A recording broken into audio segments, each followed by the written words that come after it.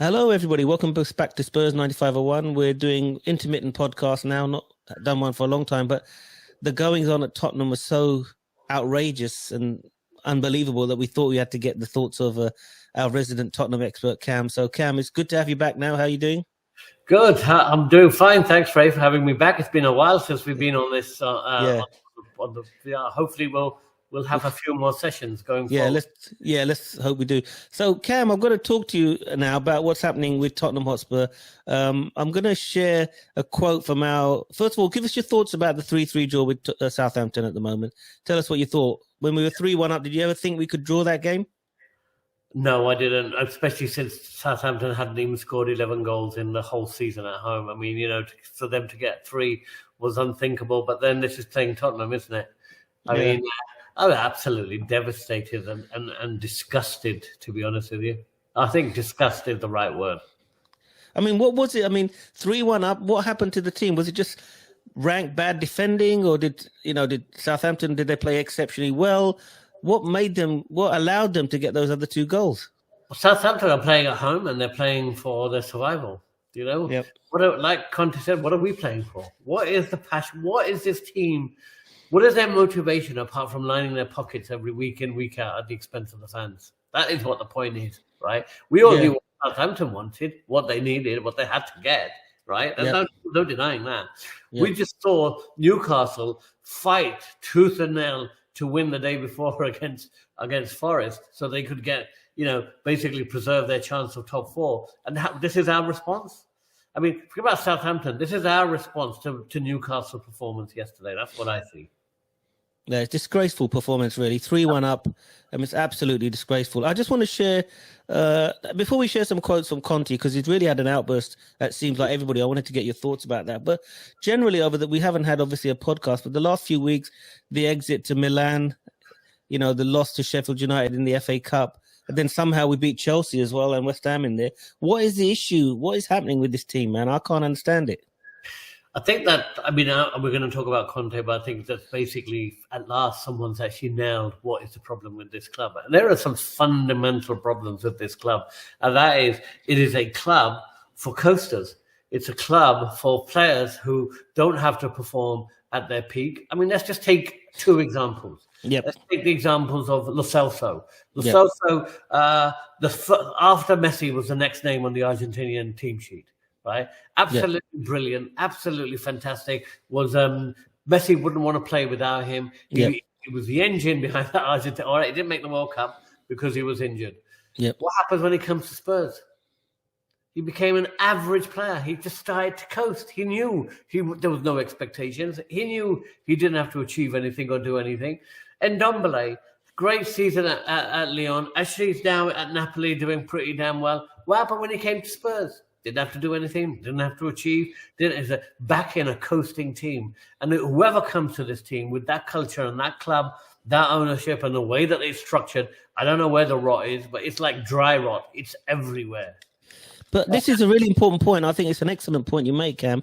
But where does this coasting culture, where does that come from? Who's responsible for it? And how do we root it out?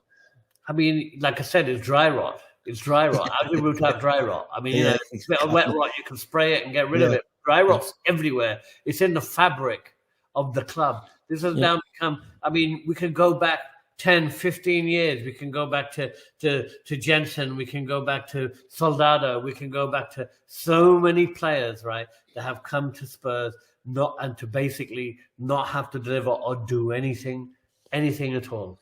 So and just culture in that club. Good players turn bad.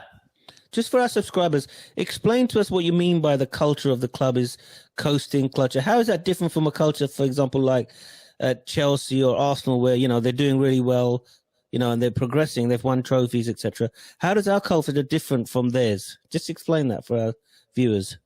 Well, I think that if we take the example of, say, what Chelsea were like under Abramovich or what Man United were like in their days and that Liverpool have been, it's about a desire to win. It's that what Conte said, that fire that they have. And if they don't have it and it's not there 24/7, look, all teams lose games. All teams, but Tottenham have the ability to capitulate and actually purposefully don't give a crap to lose, or knowing there are no consequences.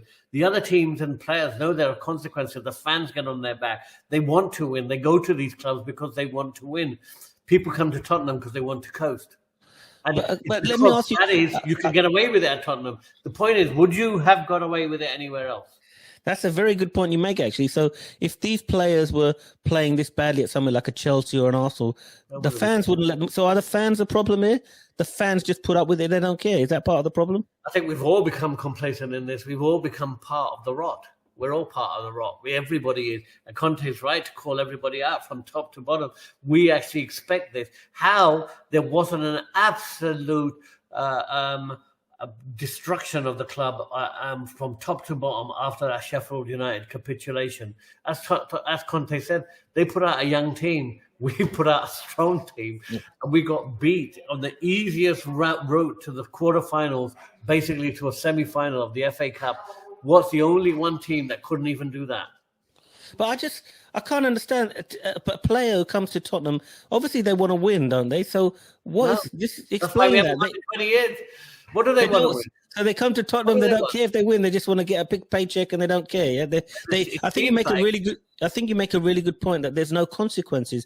They can't go to United and coast. They can't go to Liverpool and coast because the fans will have them out over it. Fans won't let them be it. They can come to Tottenham and just coast like there's nothing happening. I think the way that's what's happened over the years with Tottenham, and probably this is something that we've not explored, is that the players that we sign are coasters. Any player with a mentality to win won't even look at Tottenham again. Yeah. They won't even look our way. Yeah. They'll go to clubs where they can win. So what are we left with?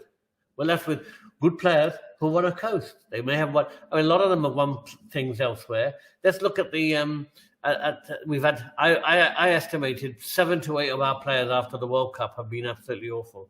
Let's take Perisic as an example. Yeah. Was he a coaster at Inter Milan? Was he a coaster anywhere else? Was he a coaster at the World Cup? No. Just recently. He played brilliantly at the World Cup. He was one of Croatia's best players. He's our worst player right now. Apart from that first goal he got today. Yeah. The first goal was Southampton goal was completely his. As soon as he came on, that whole space opened up on that side. Yeah. I mean, who is this guy? Why is he coasting? Why can he coast here and everywhere else he's a brilliant player? Let's take Romero as another example. Romero. Okay. How many red cards and how many yellow cards did he get at the World Cup? Probably got maybe a yellow, I think. Yeah. No red cards. How many has he had for us? I mean, he just goes in like a complete lunatic, like no consequences. Nobody cares. He's got the World Cup. Now we can just coast and get away with murder at Tottenham. Yeah. And what about Richarlison? Oh my God! Don't even start me on Richarlison. I mean, this is the ultimate coaster, isn't it? I mean, the ultimate coaster this season has been Son. Yeah. How many games? I mean, what did he do today? Tell me one thing that Son did today. I think he had the assist for the Porro goal, didn't he? He had the assist for the Porro goal, right. Other than that, I'm not sure.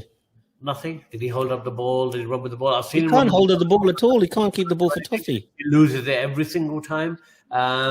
He was in on the goal. He fell over and crossed the ball. I don't know what the hell he did. The ball came over early on. He had a chance. I mean, the old Son would have just cracked it. Might have scored, might have missed it. This one just fumbled, fell over, and just did nothing with it in the box. So that's an ultimate coaster right now.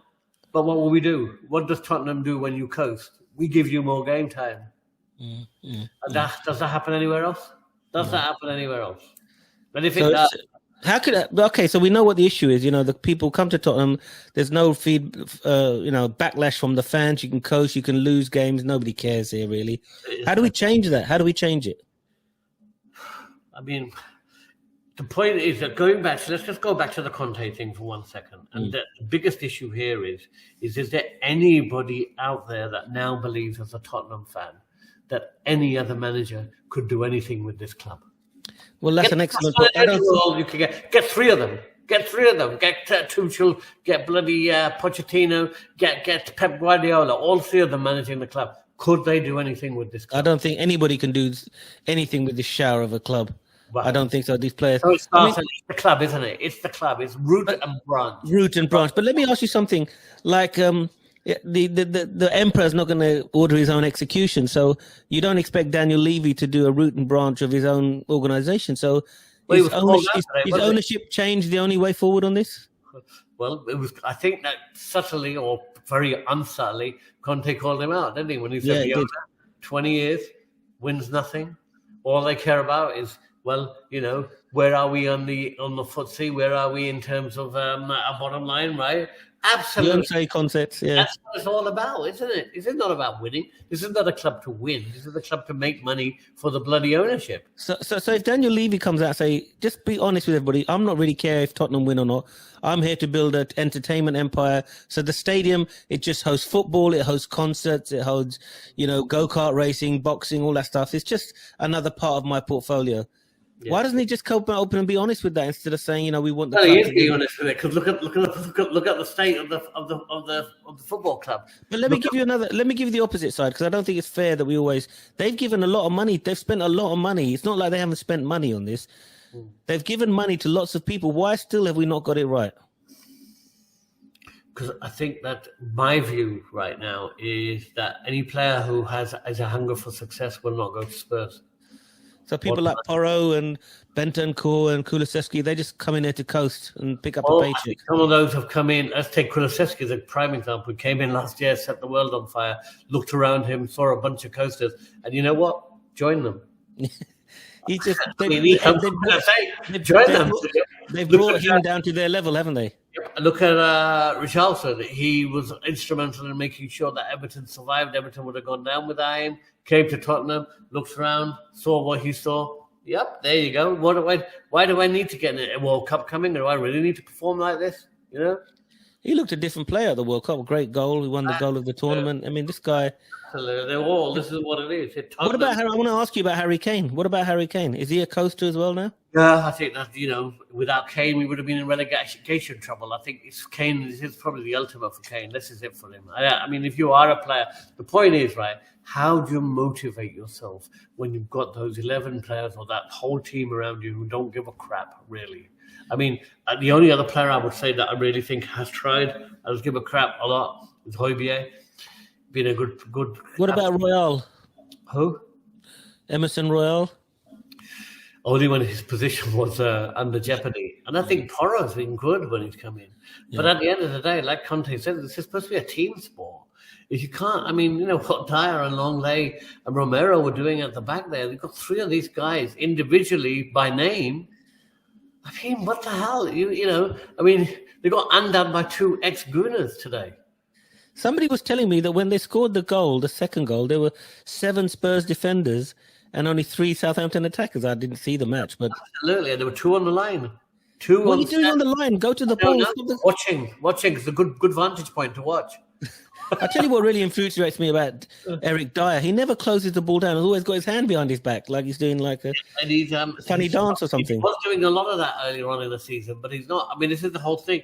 The whole team has to come together. All it needs within a team is 3 or 4 players to coast, and the whole thing starts to fall to pieces. I mean, Romero You're only as good as your weakest link, and unfortunately, we haven't got one weak link. We've got about 6 weak links in a team of 11. I mean, Romero looks a world beater when he plays for Argentina, but when he comes to Tottenham, he's got Longley, Dyer, Davis, Sanchez around him. They bring him down to their level, doesn't he? Yeah. I mean, I mean, as a manager, the question is though, what do you do? Like you said, I mean, and you're going to bring Conte into this. Yep, I'm going to show you Conte's. I'm going to share the screen. I'm going to show Conte's comments, and I want your views on this. So. Just give me one. So can you see that? So basically saying they're used to it here. Don't play for something important. They don't want to play under pressure. They don't want to play under stress. Tottenham's story is this. 20 years, there is the owner, and they never won something. Why? Obviously, what he's saying there, I can see, it's a lot to do with it. But what does he hope to achieve by saying that? Is he trying to get Daniel Levy to fire him, or what does he want to do? No, I think what he's saying there is very clear that after whatever you do, whatever you try and do, however you play your football at this club, even when you change the culture and like he's kept saying, it's not about tactics. It's not about the way that we train. This is about the players. This is about the culture. This is about your mindset. And the club with a mindset like this ain't going to do anything at all. I mean, we are trying to be a top club with the mindset of let's just stay mid-table and stay in the division. You know, if Southampton, as a good example, finished every season 11th or 10th, would their fans be very happy? I believe they would. They'd be loving it. Yeah, they'd be great. This is exactly their level. That's Spurs' mentality. Those are the players that we get. Those are the players that we want. This is the culture within the club. That's all it's about. And what this club probably needs is relegation. This club needs to get into the next division so they learn. I think you're right. You know, people come into the club, and then they see the way people are treated and the fact that nobody cares whether you do well or not. You coast, you blah blah blah. You're all in there, and then it just carries on as normal. It's uncanny how good players become crap players at Tottenham. It's uncanny. It happens to all clubs. You get one or two bad players. They looked great on paper or whatever, but at Tottenham, it's like consistent. It's every single player. Let me share some other quotes and what he said. This is the same thing. Basically, Tottenham's story, 20 years, they've never won anything. Why, etc., etc., you know. It's just basically saying they don't want to, you know, this is basically crap, really. What he's saying is, I can't do it anymore. Listen to this quote then and tell me what you think of this. We are not a team. We are 11 players that go into the pitch. I see selfish players that don't want to help each other and don't put their heart. Until now, I tried to hide the situation, but not now, not anymore. So basically what he's saying is, the few times, obviously it's happening all the time. He's tried to protect everybody, but he's had enough of it now. So who do you think are the selfish players, the ones who only care about themselves and not the team? Who do you think that he's talking to about there? I want to see who are the unselfish players first. Apart from Kane and Højbjerg, I can't think of anybody else. I thought Porro probably is very new, so he can't really be tainted with that. Emerson Royal's been trying, but who else? You name me one other player. Who's the selfish players? Like, is Eric Dyer a selfish player? Only worried about himself? I mean, is the way Longley a selfish player? They're all individuals. Nobody covered each other. Nobody had each other's back. Nobody gave a crap. Nobody worked together. That was not a defense that works together. I cannot believe that even the worst manager couldn't have got a better defense out of those three. To be honest with you, that's my position. So you're saying it's Conte's fault that they're not playing well? No, I think it's those players' fault. I think forget about Conte getting the best out of them. I don't think anybody. I think the worst manager should have been able to get better out of those kind of players. But it's the players at some stage you've got to say, hey, look, we can keep on hitting the manager, we can keep on hitting everybody else, but when is this going to change? When are anyone going to stand up and take responsibility? They are selfish players. They're bad. Even bad players play better than that. Look at Brentford. Look at some of the other clubs. Even look at Southampton. Look at the Everton players that fought back against Chelsea today. Even bad players are played better than Tottenham. That's the question that I've got for you. Is even bad players play better than us? We are the worst team in terms of... It seems like as soon as you come to Tottenham, you put through some rinse or some special process to make you an absolutely crap player. You don't give a damn about anything. I mean, that team we put out against Sheffield United was good enough to beat Sheffield United. Don't you agree with me on that? Easily. So why didn't they win? Because they thought, if we don't win, it doesn't matter. Nobody's going to care anyway. Because Tottenham is a losing club. We don't want to win anything. So even if we get knocked out, who cares? Who cares? Whereas if it was United or Chelsea AC Milan, we should have won that game. Yeah. We should have got something out of that. Milan, the problem is we make every team look good. Yeah. Milan are going to get thrashed in the next round, whoever they play. I don't know who they're playing, but they're going to get thrashed. We make every team look better than they are. Yeah. And what we do is every team, after about 20, 30 minutes, half an hour playing Tottenham, realize these guys aren't here. They don't really care. A bit of passion, run at them, give them put them under pressure, and they will crumble. And when have we been under pressure where we've been able to just take it, absorb it, and hit on the brake, or just take away that pressure from them? No. Pressure for us means we're going to fall to pieces. A little bit of pressure. This team is like made out of brittle. All you have to do is just press on it and it will crumble to pieces. Yeah. So do you think there's any point? I mean, obviously people saying that Conte may get sacked tomorrow morning, or maybe over the international break he's going to be fired because he's having a dig at Conte. Levy, sorry. Do you want Conte to stay, or do you want him to get fired now? I think that I don't think there's anybody out there that will do a better or worse job.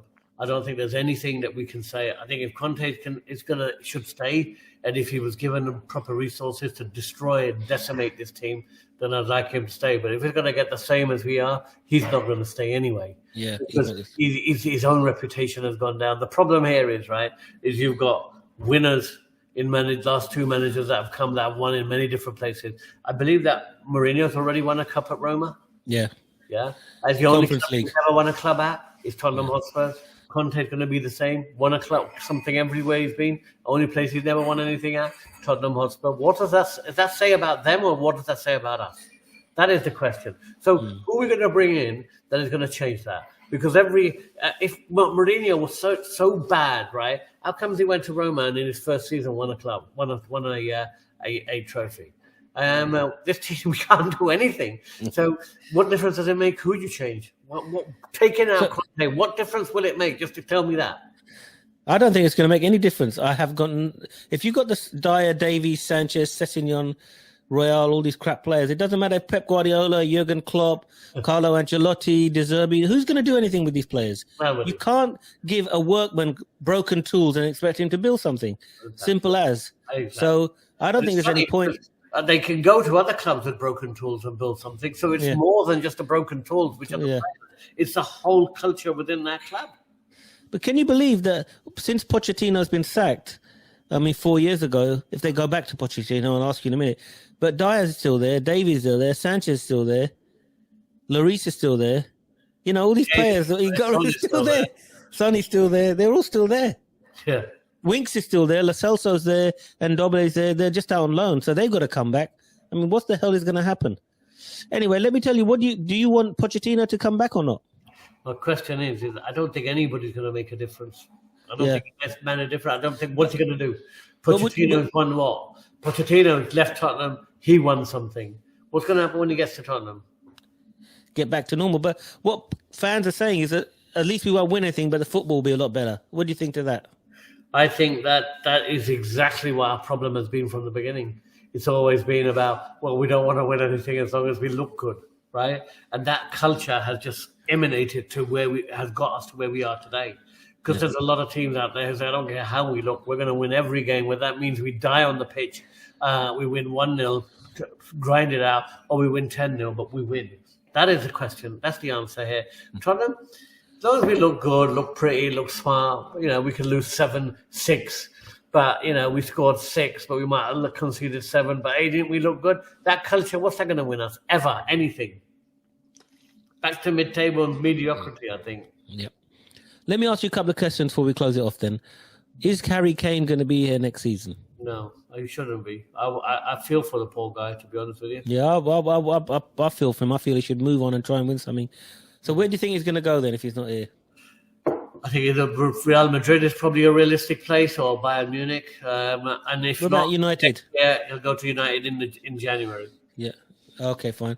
And lastly, tell us if you look in your crystal ball, if we have another chat in a week's time, is Conte still going to be here? And if he isn't, who's going to be in charge? Is it Ryan Mason or Ryan Mason probably? But I would presume that this is a position now where we really see what the club's made of, right? A guy comes out and criticizes it. A very thin-skinned Levy will probably fire him immediately. But if they have some balls, they have something about them, you know what they do? Yeah. They stand up and say, okay, you're right. Do something. Come on, tell us what you need. Let's get exactly. out. Change it. Exactly. I agree with you, right? Yeah. But this is a club with very thin skin that's going to take deep offense and will call his bluff, unfortunately. And that in itself is exactly what's wrong with the club. No one will stand up and say, yep, okay, you're right. Everything you said is right. Now tell us where we go from here. Change it. Yeah. And the problem is, if all these other people like De Zerbi, all these other managers that you want to attract... Nobody will touch it. Nobody can do anything. But the thing is, they're going to see Mourinho and Conte, serial winners, come to Tottenham and fall fat on their face and get fired. Who's going to want to come here? And then when Conte leaves and he goes to another club, what do you think is going to happen? Yeah. He's going to win, isn't he? Isn't he? Of course he is. But then why is anybody want to come to Tottenham when we fire two of the best coaches there's ever been and not won anything? How is anybody else going to do anything better than that? No, nobody is. That's what Conte's saying. That's not Conte saying nobody's going to do anything. He said, I can't do anything. Nobody. What I would do if Conte stayed is I wouldn't play any of these players again. I'd take a few of those core players out and start bringing the youngsters in, and then let's lose. Who cares? We ain't going nowhere. But at least we were going to send out a message, right? Yeah, no, I totally agree. Listen, Cam, it's been a pleasure talking to you again. I really appreciate your time on the show. I think we can start doing these if you can make some more time for us, we can start doing regular weekly podcasts and doing some shows, as long as a few people are watching it, that's the main thing. We get our views, etc. So some final words from you, Cam, before I close the podcast? Yeah, I think the final word is, if anyone thinks Conte is a problem, then you really don't know Tottenham Hotspur. The problem with Tottenham Hotspur is the root and branch illness that has infected this club since Zenit took over. I love the way you say it. It's absolutely brilliant. Thank you very much. And what do we say with the final thing is? Come on, you Spurs. Yep, come on, Spurs, to mid-table mediocrity. Sorry.